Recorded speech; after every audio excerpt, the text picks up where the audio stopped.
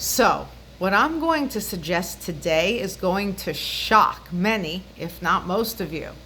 And to be honest, I must concede and concur in advance that my position is both what even I would call unusual and unorthodox, perhaps even provocative.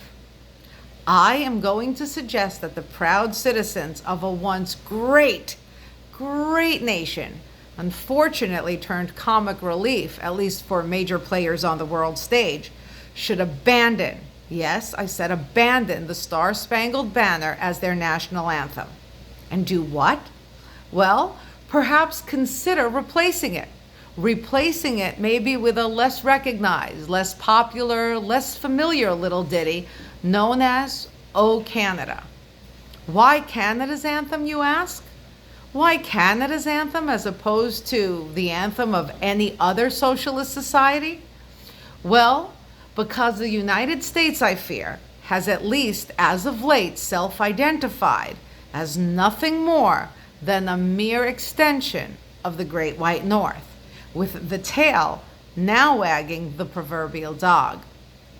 We have sadly come full circle from Canada once upon a time looking to us for direction, for guidance, and for inspiration, all in efforts and in hopes of also achieving and realizing the quintessential American dream. To us, now looking north, in efforts to destroy it.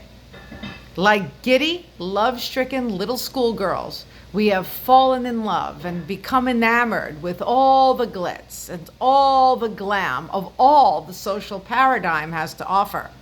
And yet, those who embrace this ideology of entitlement fail, and fail miserably, to truly speak or understand its love language and therefore its core appeal.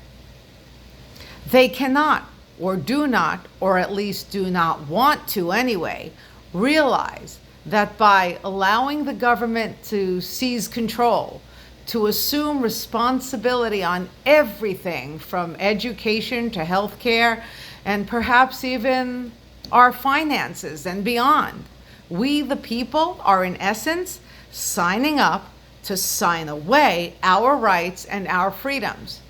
Kind of like an adult child who chooses to still live at home, taking orders from the parents. Why? Simply because it's easier. Simply to avoid all the responsibilities that go hand in hand with being an adult and growing up. But honestly, people, growing up is not that bad. Remember, I said growing up, not growing old. Growing old, unfortunately, no one has a choice in, regardless of how immature you try to remain. So I suggest you try growing up. You just might like it. But we have sadly come full circle from being a people eager to make their own way, to people frowning at these same virtues and at these same values. From extreme leftist ideologies, which, by the way, tend to be intrinsic to progressive countries all across the globe, like in Europe, primarily England, the epicenter of cray-cray.